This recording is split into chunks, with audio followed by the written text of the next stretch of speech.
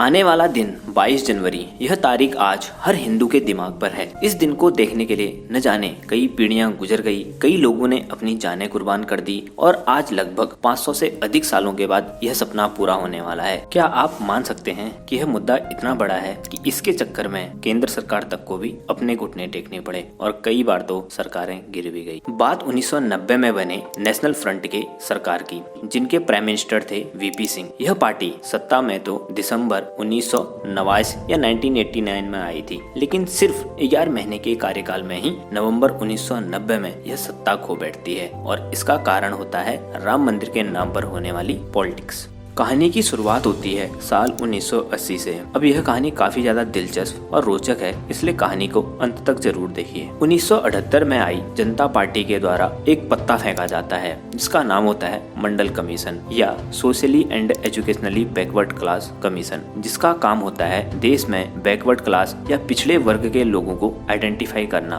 और 1980 में यह काम मंडल कमीशन के द्वारा पूरा कर दिया जाता है और कमीशन के द्वारा इस क्लास में रखे गए लोगों को ओबीसी या अदर बैकवर्ड क्लास या अन्य पिछड़ा वर्ग का नाम दिया जाता है। और इसके साथ ही मंडल कमीशन के द्वारा इस क्लास को सेंट्रल गवर्नमेंट जॉब में 27% आरक्षण देने का प्रस्ताव भी सरकार के सामने रखा जाता है। अब यह एक प्रस्ताव मात्र होता है, इसको स्वीकार या अस्वीकार करने का काम सरकार का होता है। अब 1978 में आई जनता पार्टी की सरकार लंबे समय के लिए तो सत्ता में नहीं रुक पाती है और फिर से इंदिरा गांधी सत्ता में आती है। अब जो पत्ता जनता पार्टी ने मंडल कमीशन के रूप में फेंका था, असल में यह काफी ज्यादा कंट्रोवर्शियल होता है, क्योंकि यह मुद्दा पिछड़े वर्ग को लेकर ही नहीं बल्कि उनको दिए जाने वाले 27% रिजर्वेशन या आरक्षण से भी जुड़ा रहता है। इसलिए 1980 से लेकर 1990 तक इसको कोई भी सरकार हाथ नहीं लगाती है, चाहे वह फिर 1980 में आई इंदिरा गांधी की सरकार हो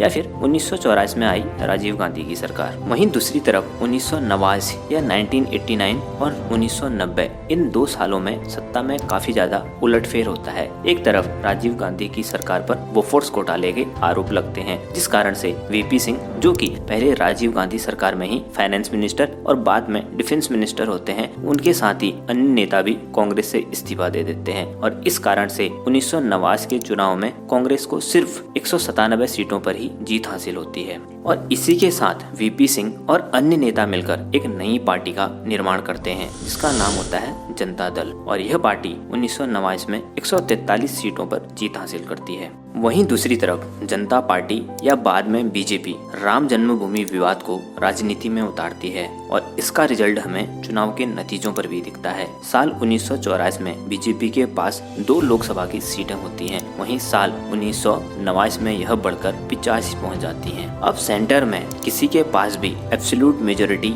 या बहुमत न होने के कारण फाइनली जनता दल और बीजेपी एक साथ मिलकर सरकार बनाती हैं और साथ ही में कई रीजनल पार्टी इसे सपोर्ट भी करती हैं और इन सब पार्टियों को मिलकर नाम दिया जाता है नेशनल फ्रंट की गवर्नमेंट। लेकिन इसी बीच वीपी सिंह की पार्टी जनता दल को यह डर लगा रहता है कि कहीं बीजेपी या अन्य पार्टियां अपना सपोर्ट उनसे वापस न ले लें। इसलिए 7 अगस्त 1990 को वीपी सिंह गवर्नमेंट वही काम करती है जो कि 10 सालों से कोई हाथ भी नहीं लगाना चाहता था। वे ओबीसी के लिए सेंट्रल गवर्नमेंट जॉब में 27% आरक्षण का ऐलान करते हैं। अब इस कारण से पूरे देश में दंगे होते हैं और कई लोग इसका विरोध करते हैं। अब वहीं बीजेपी, जो कि वीपी सिंह गवर्नमेंट को सपोर्ट कर रही थी, अब वह इस रिजर्वेशन के मुद्दे को ना ही ना कर सकती थी और ना ही हाँ। इसलिए बीजेपी, जो कि राम जन्मभूमि के नाम पर साल 1989 या 1989 में 85 सीटें लाई थी, वह यह ऐलान करती है कि वह पूरे भारत में राम रथ यात्रा निकालेगी और जिसका उद्देश्य होगा कि अयोध्या में उपस्थित बाबरी मस्जिद की जगह पर राम मंदिर का निर्माण कराया जाए।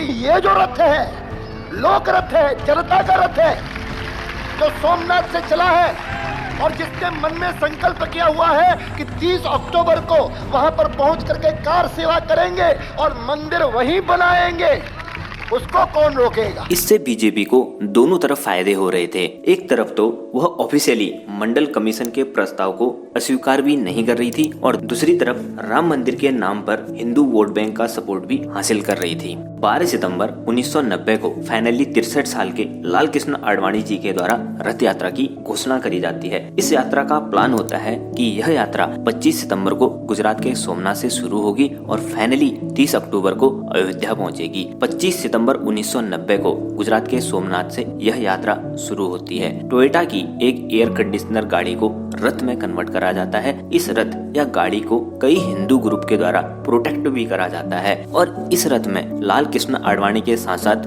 नरेंद्र मोदी समेत कई अन्य नेता शामिल होते हैं। एक दिन में रथ के द्वारा लगभग 300 किलोमीटर का सफर तय करा जाता है और साथ में रास्ते में कई सारी रैलियां भी ऑर्गेनाइज करी जाती हैं। इस यात्रा का प्लान गुजरात से होते हुए महाराष्ट्र, आंध्र प्रदेश, मध्य प्रदेश, राजस्थान, दिल्ली और दिल्ली से ट्रेन से उड़ीसा और उड़ीसा से बिहार और फाइनली बिहार से अयोध्या पहुंचने का होता है। इन राज्यों से होकर जब यह यात्रा दिल्ली पहुंचती है तो तब सेंट्रल गवर्नमेंट में दबाव डालने के लिए इस यात्रा को कई दिन तक दिल्ली में रोका जाता है। लेकिन 23 अक्टूबर 1990 को जब यह यात्रा बिहार के समस्तीपुर डिस्ट्रिक्ट में पहुंचती है तो तब प्राइम मिनिस्टर वीपी सिंह के इशारों पर चीफ मिनिस्टर लालू प्रसाद यादव के द्वारा लाल कृष्ण आडवाणी को रात को 2 बजे अरेस्ट करवा दिया जाता है। इसी के साथ ही यूपी सरकार के द्वारा भी 15,000 से अधिक कार सेवकों को अरेस्ट करा जाता है। लेकिन इस सब के बावजूद भी लगभग 75,000 से अधिक कार सेवक अयोध्या पहुँचते हैं। लेकिन सिक्योरिटी बहुत ज्यादा होने के कारण वे बाबरी मस्जिद तक पहुंचने में असफल रहते हैं। लाल कृष्ण आडवाणी के इस अरेस्ट के कारण कुछ दिनों बाद ही बीजेपी वीपी सिंह गवर्नमेंट से अपना सपोर्ट वापस ले लेती है और इस कारण से नवंबर 1990 में वीपी सिंह की सरकार भी गिर जाती है। और राम जन्मभूमि के इस राजनीति के कारण जहां एक तरफ केंद्र सरकार तक गिर जाती है, वहीं इसका फायदा आने वाले लोकसभा और यूपी के विधानसभा चुनाव में बीजेपी को मिलता है। और आज फाइनली इतने लड़ाइयों के बाद राम मंदिर बनके तैयार है। इसलिए 22 जनवरी को फिर से दिए जलाएं, भगवान राम का स्वागत करें। फाइनली जय श्री राम। दोस्तों, यह वीडियो अच्छा लगे तो कमेंट सेक्शन में जय श्री राम लिखिए और वीडियो को लाइक करिए और चैनल को सब्सक्राइब करें।